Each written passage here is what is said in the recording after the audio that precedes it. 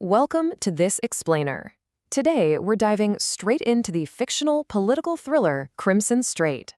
But hey, don't let that word fictional fool you for a second. We're going to unpack the very real and honestly pretty unglamorous mechanics of international de-escalation using the events of this story.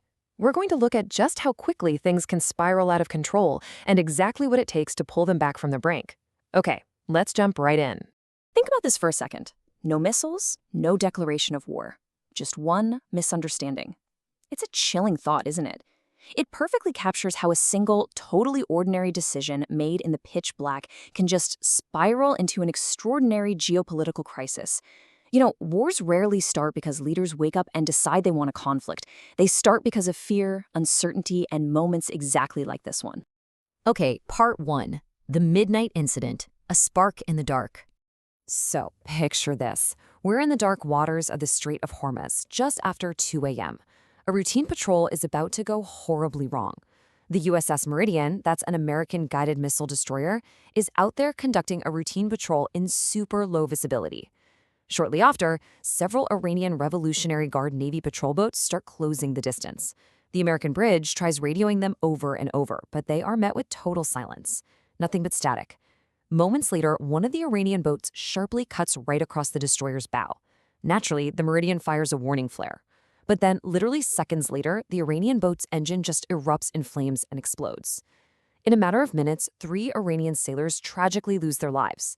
And suddenly, a massive global crisis kicks off before anyone on either side even understands what just happened. So the big question we absolutely have to ask ourselves here is, was this a mechanical failure or a hostile action? Like, did debris from that flare actually ignite the fuel? Was it just a wildly timed mechanical malfunction on the Iranian boat?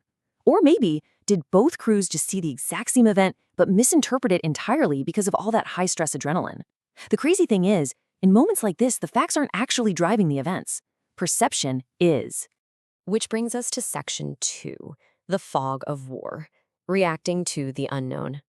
As the sun comes up, the immediate aftermath shifts the battleground instantly from the ocean straight to the situation rooms. And it's really fascinating how the extreme domestic pressures in Washington and Tehran actually mirror each other here. Over in Washington, intelligence is totally inconclusive. There's zero hard evidence of an attack. So the president's top priority is just preventing escalation. They order the military to stay defensive and immediately start working the phones, opening diplomatic channels through regional partners like Oman and Qatar. Meanwhile, Tehran is dealing with a totally different internal beast. The Supreme National Security Council is fiercely debating. You've got military commanders demanding a very visible response to the deaths of their sailors, while the diplomats are desperately urging caution.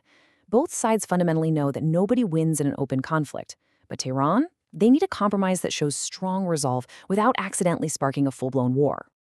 Part 3. Global pressure mounts. Markets react. So Tehran figures out a middle ground compromise, a way to show they mean business without actually firing a single shot. They squeeze the global economy.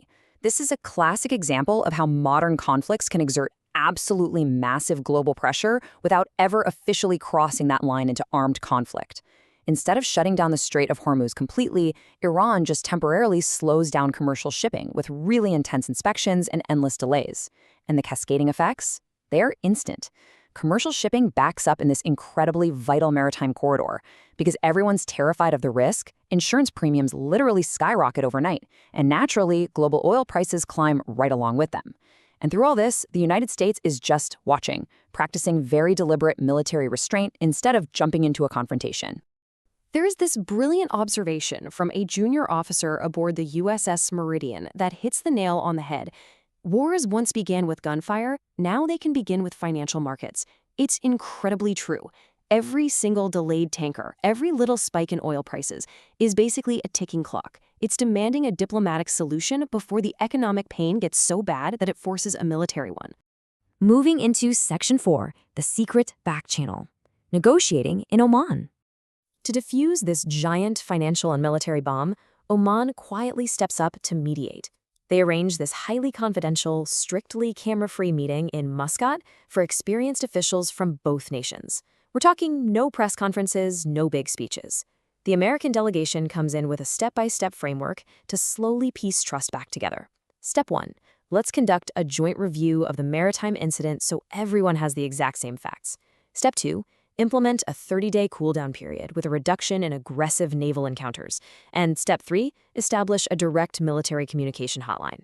And actually, fun fact here, these hotlines, they almost never involve a literal red phone. They're usually just highly secured text-based links, mostly so nobody misinterprets a bad translation. They're basically just trying to build a buffer of communication. But as we know, diplomacy is always a two-way street.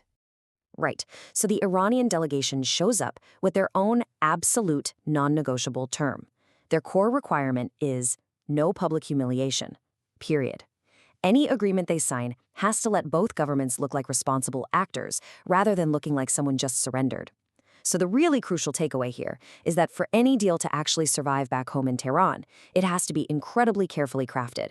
It needs to save face, honor those sailors who lost their lives, and completely avoid even the slightest hint of bowing down to American pressure. And here is how they solve that incredibly delicate puzzle of geopolitical face-saving. The American concession is that the United States agrees to modestly adjust their surveillance operations for a 30-day window. In return, the Iranian concession is to suspend that disruptive commercial boarding campaign that was completely choking the strait. And the absolute genius part is the mutual public stance. Neither side publicly claims a victory, and neither side publicly apologizes. It is a literal masterclass in compromise.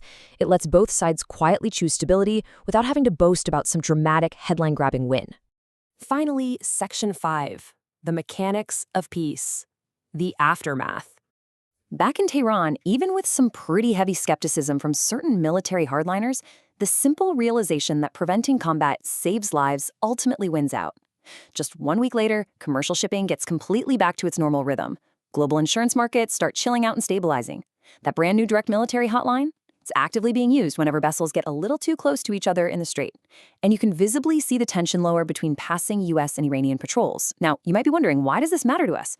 Well, because this totally invisible, highly unglamorous architecture of restraint and compromise is exactly what protects your 401k, the price of gas you put in your car, and frankly, global stability as a whole. Let's reflect on this final thought from the commanding officer of the USS Meridian. They said, the cheapest war is the one that never happens.